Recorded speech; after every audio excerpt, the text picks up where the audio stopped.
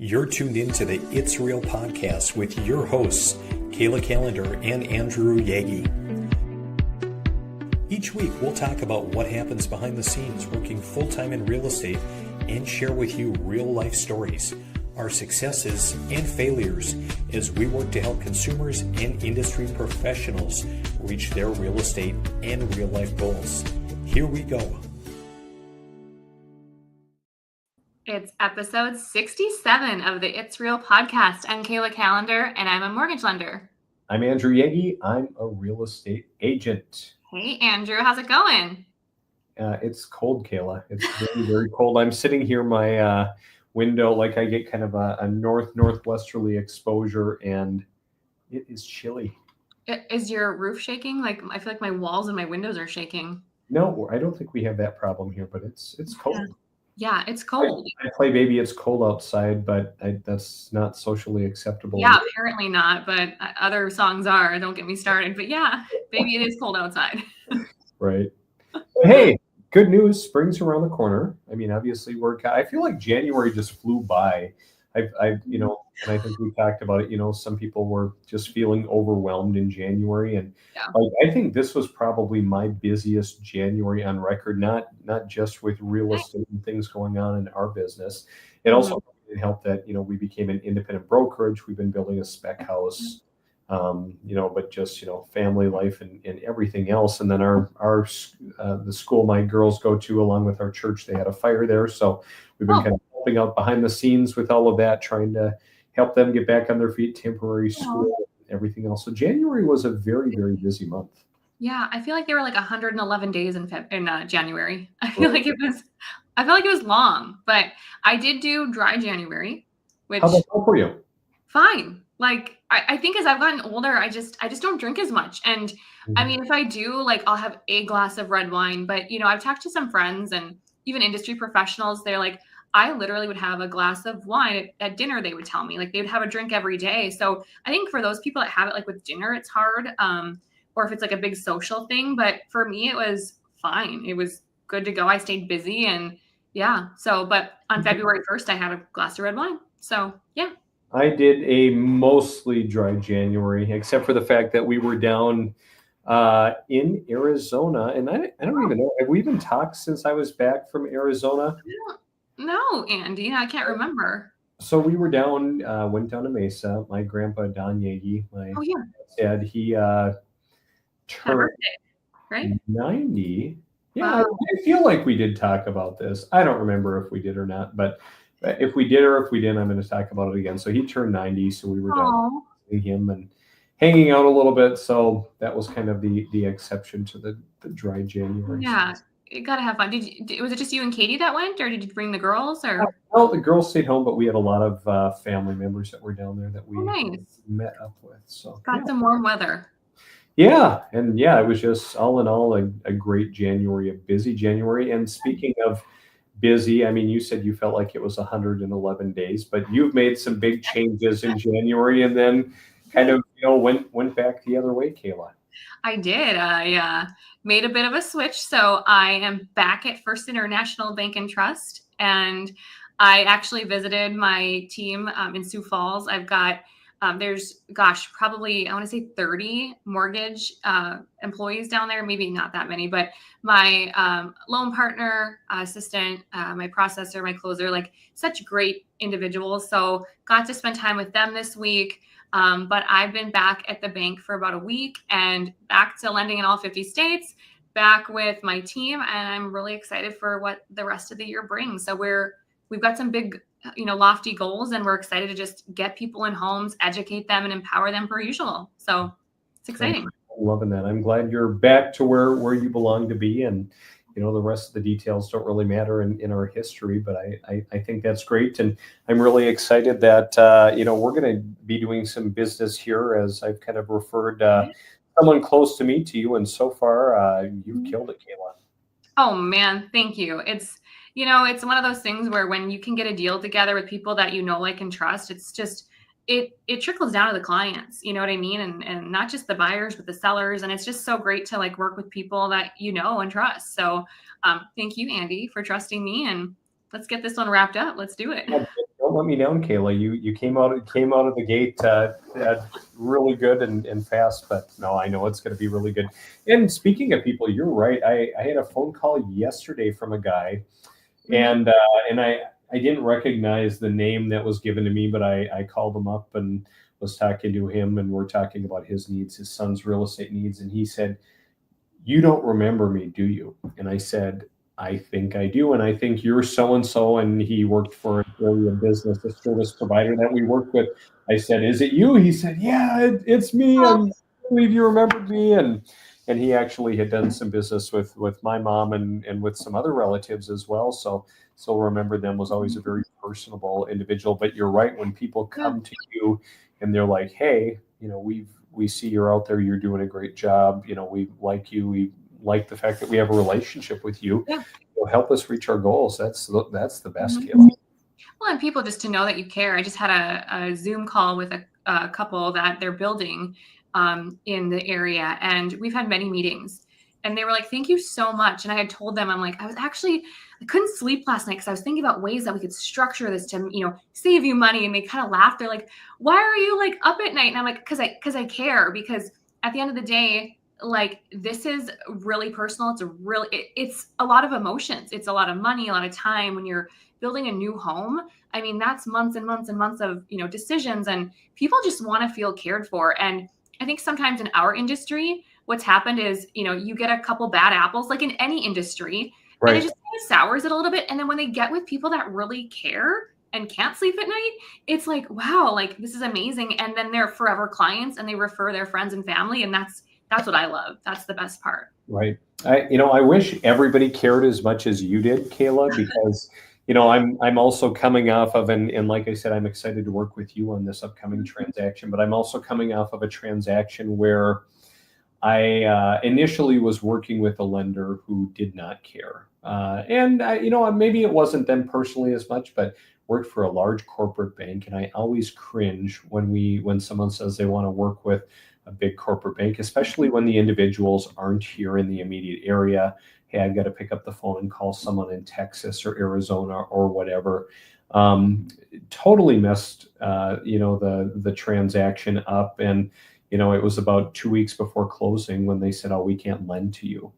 Now, luckily, I found a great local lender, and this was something commercial. So I did, warn this client of mine that, hey, a lot of these banks don't have an appetite for purchases in properties like this in Fergus Falls, Minnesota.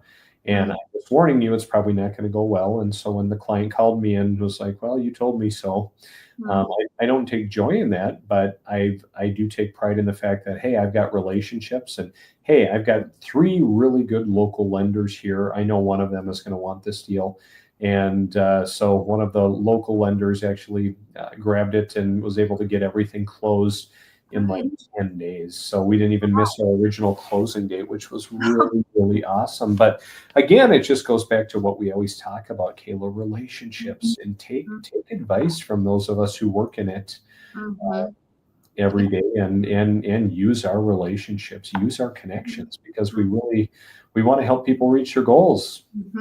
Well, and we've seen the good, and we've seen the bad, and we've seen the indifferent. And I think that when we know that people are working with those that maybe we know it's not going to go the smoothest, we have like an obligation to share it. I know sometimes I had coffee with a realtor this morning, and she's like, "I feel like a lot of clients are coming to me pre-approved." And I said, "That's awesome. That's great news. People are doing their due diligence."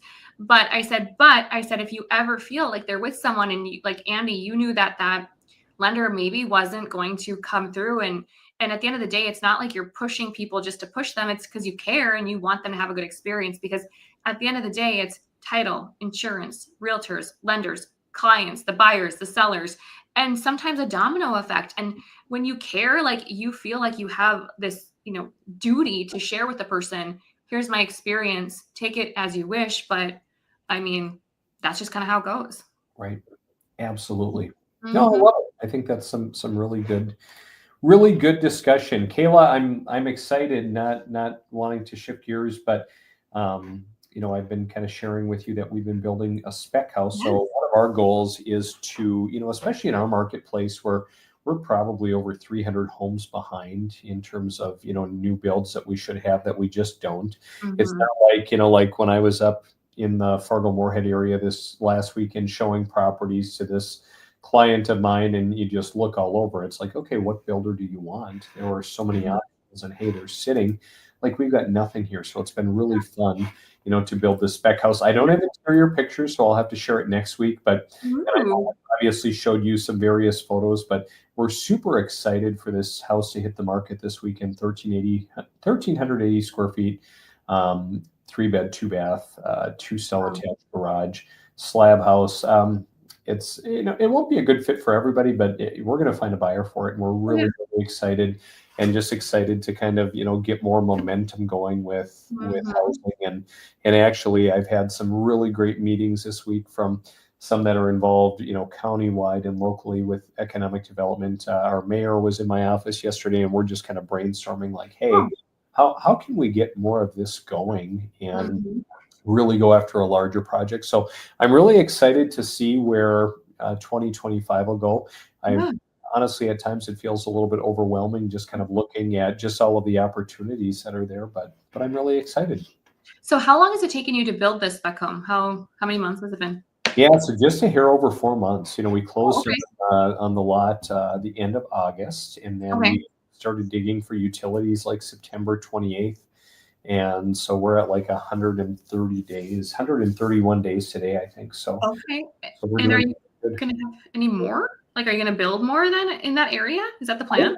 Well, so this isn't like your average development like out Mhm. in Horace or West Fargo or whatever, where, hey, go take your pick of lots. This is an infill lot where there was a house that was tore down. And so Mm. we're kind of, revitalizing that site. And so we're kind of looking around, and I've got a couple different models I want to build this year just to kind of test them out. Mhm. Kind of my plumber HVAC guy on this project, he's like, this is beautiful. You could build 15 of these and they would sell. But Wow. we want to try a few different models and just kind of test out. Like this is right under the $300,000 mark. Nice. I want to try building something under the 200 mark. It'd be a smaller home with a 1 stall garage, 2 bed, 1 bath, a little bit cozier, but I think there's a market for it. I For think sure. there's a market for just about anything around here, and even in your marketplace too. Yeah, and I think too, like, one of the things around here is when you build new, there's those special assessments, that come with it. And so even if you are building small, I mean, at least it's something to get you to a more comfortable point. But those special assessments, it seems like, because do you have special assessments at all? Well, so I mean, there certainly are on some properties, not on this property at all. In fact, whoever buys this is going to get a $10,000 in tax abatement through the big bill tax credit our county Perfect. was Yeah. doing. So that's really awesome. But specials are pretty rare here, and that's going to be the challenge going forward is how to Mhm. get the infrastructure in and how to develop the property without having any specials. And so we're kind of navigating that. Luckily, Mhm. on the county level, they've got about a $500,000 matching grant program. And so we're just looking Yeah. and trying to identify some other funding sources because there are a couple what I'll call low hanging fruit opportunities, to go out and start lots that are platted, but we just need infrastructure and roads in. Yeah. And we Right. can start building, probably by, this fall in some of those areas. Nice. But That's so awesome. we'll see. It's time to kind of kick her Yeah. down and, you know, make Yeah, that's great again awesome. or something. Well, good for you. That's awesome. It looks great. I can't wait to see all the details. And when will you list it then? Like, when will this be available? So it's listed as coming soon in the MLS right now. It's going to go live on Saturday, and we're doing open houses Awesome. Saturday and Sunday from noon to 2. So just kind Okay. of hopefully should have pictures by tomorrow, putting some finishing touches on in terms of cleaning and some trim work and just Nice. little loose ends. Well, congrats. That's a huge achievement. So I'm sure it'll fly off the market. I think it will. We'll stay tuned. I'll certainly be able to or keep you and everybody else updated. Sounds good. If the person needs a lender, I can finance in Minnesota. Let me know. I love it. I'll keep that in mind. Oh, speaking of lending, Kayla, I don't know that we've talked a whole lot about rates lately. So where are we with rates and what have we seen this year?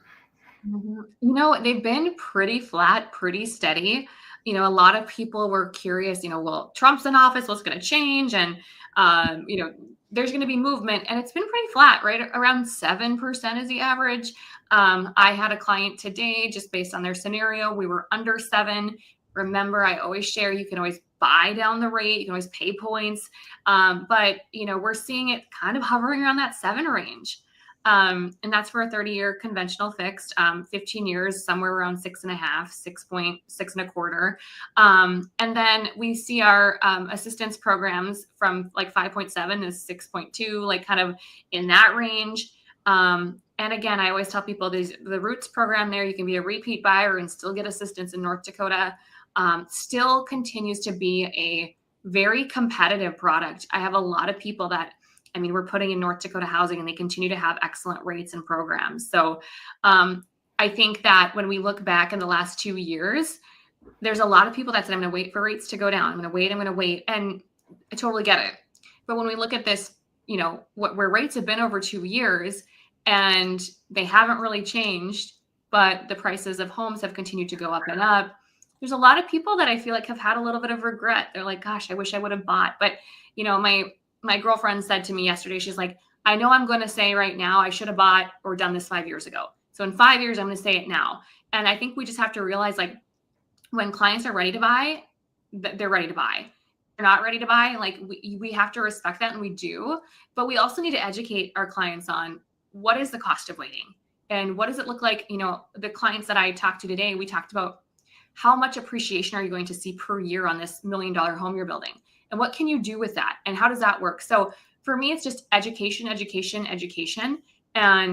rates are going to be rates. And do you want to buy or do you want to rent? Like, really, it comes down to that. But overall, we're just seeing a steady pace around that 7 range. Yeah. Mm-hmm. Well, and again, I think people they're coming to terms with that, and obviously affordability is the biggest problem. And that's interesting, when you're talking about appreciation and the like, just because, again, people take for granted. And I even look at, as I'm pricing homes for people and putting market analysis together, I'm having a lot of conversations with people that are looking to sell and just kind of like, hey, what's my home worth? And it is shocking, sometimes, like, what homes are selling for relative to, what they went for when they purchased them, a decade or so ago. Or even I just sold a house a couple of years ago for a couple, and it's now back on the market again, and just how much more that is getting for it, which is a testament to our low inventory. And so, we can be really grateful for that appreciation, although that's not the case in every market, Kayla. In fact, there are some markets that are starting to correct. And, I've seen a little bit more of this floating around on social media.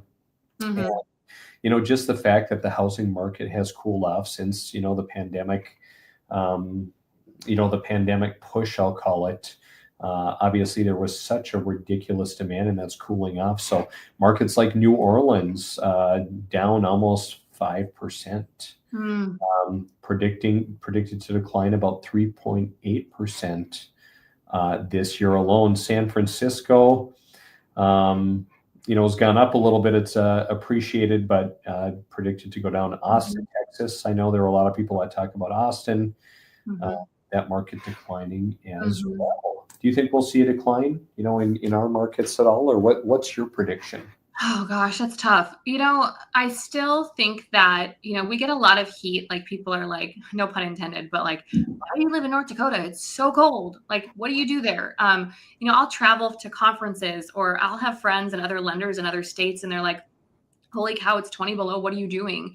But then when we see, like, the cost of living and the kindness and, like, that, just in general, how it is up here and family and close knit, like, I wonder if we will see people move here. I even wondered after the California fires, I'm like, there's a lot of remote work that we tend to see. I know some are going back to in office, but it makes me wonder, will, people flock here for the safety, for the, it's cold, but I don't know what will happen in terms of the desire. In terms of inventory, gosh, I don't know. It's kind of like a crystal ball effect. I can't put my finger on it. What about you? Do you have any thoughts on it? I think that, we're going to see, again, my market is such an outlier. Right. Yeah. Inventory, but I've been reading some articles too that talk about, we're going to have a more normal level of inventory inventory again. And we don't really know what normal is just because it's been so long, like 2020 and on. I mean, things really heated up, and there's been just such a demand, for housing. I mean, it's, it's kind of crazy, but there's an article that Inman had just put out, Kayla, that talked about inventories are on track to normalize in 40% of the U.S. market. So after growing by 22% last year, inventory is at a bright spot for a market that's been dealing with deep deficits. So we're going to see a lot of normalization, especially in the states that are a little bit more blue. The states that are black are not going to be normalized till 2027 or later. So even, the closest spot to us, the Twin Cities, it's going to take a little bit. And they just note here that the Midwest and Northeast are noticeable outliers with much deeper deficits remaining and slower rates of improvement, as most markets in those regions are not on pace. Home appreciation, we know it's slowed to about 3.4% last year, the slowest growth since 2011. Wow. Which is kind of interesting as well. So it's no surprise to see 18 of the 20 strongest housing markets from a price growth perspective located in inventory-starved portions of the Midwest and Northeast. And again, I think that goes hand in hand with what we see again. You not so much in Fargo, me, greatly where I'm at, but just looking across here as well, and this goes hand in hand with the other article. Like down into Texas, the Austin market and others down 1.5% to 3%. We know Florida is going to be pretty hard hit with all of the storms, hard to get insurance. I think a lot of investors, Kayla, are dumping homes, just because they're finding out that, hey, this is a good investment with insurance and everything like that. My parents are down in Arizona right now. I was talking to my dad the other day, and they were visiting with some acquaintances of some friends of theirs, and they are from Canada, and they were getting really spooked by Donald Trump and all of the tariffs and everything. And they're like, you know what, we're going to stay here till April, but we're dumping this place. We're out of here. We're getting out. It's kind of interesting to see what, some of the political hysteria does, which also, my biggest concern, especially as we look at building homes as well, is what our material price is going to look like. It's tough to tell. And I think too, like I've seen that too. It's like, it's like there's like hysteria and fear, and I mean, people leaving the country, people, some flocking to, but I mean, I have clients down in Florida that bought last May an investment property, and they purchased it. It wasn't anything extravagant. It was a very like normal sized property condo, and they got a really great insurance check, and they got to remodel it. And I think they're going to be in a better situation than before because they got to redo it, and I think that they're going to benefit from it. So I don't know that everyone's going to have that experience, but for them, they were really like, they're like, it actually worked out. So it's just interesting to see what will happen. That they're dumping it, but they're like taking advantage of it. I mean, different states, but still. Right. Yeah. It'll be interesting. It will be an interesting year. I'm optimistic. I think there's going to be a fair amount of activity this year. Again, I think there's a lot of pent-up demand, a lot of people that are, looking to buy who maybe haven't, other people that, hey, we're looking to get on with our lives or move up. I think that we're going to see some good activity, especially for those of us, Kayla, that treat people well and, take the time to actually work with them and explain things and be a resource as they're working to reach their goals. And I think that that's just all it takes is there's so much fear. Like you said, people, the hysteria and fear, and I hear this and I shouldn't buy. It's like, to me, when I see that fear in someone, the best part about the end of my conversation is just to see them relax and be like, oh, okay, I didn't know that. I didn't know that's where rates were. I didn't know I could get that. I didn't know I qualified for that. I thought because of this. And it's like, just take the time to talk through it, and at least and feel better. So right on. Conversations generally are free, right, Kayla? Yeah. I mean, I don't charge people for conversations. So Well, I love it. Well, Kayla, I think that puts a wrap on episode 67. As always, great connecting, and please continue to take good care of my clients that I referred to you. I sure will. Thanks for sending. Keep them coming. All right. Have a great week. Bye, Andy. Bye.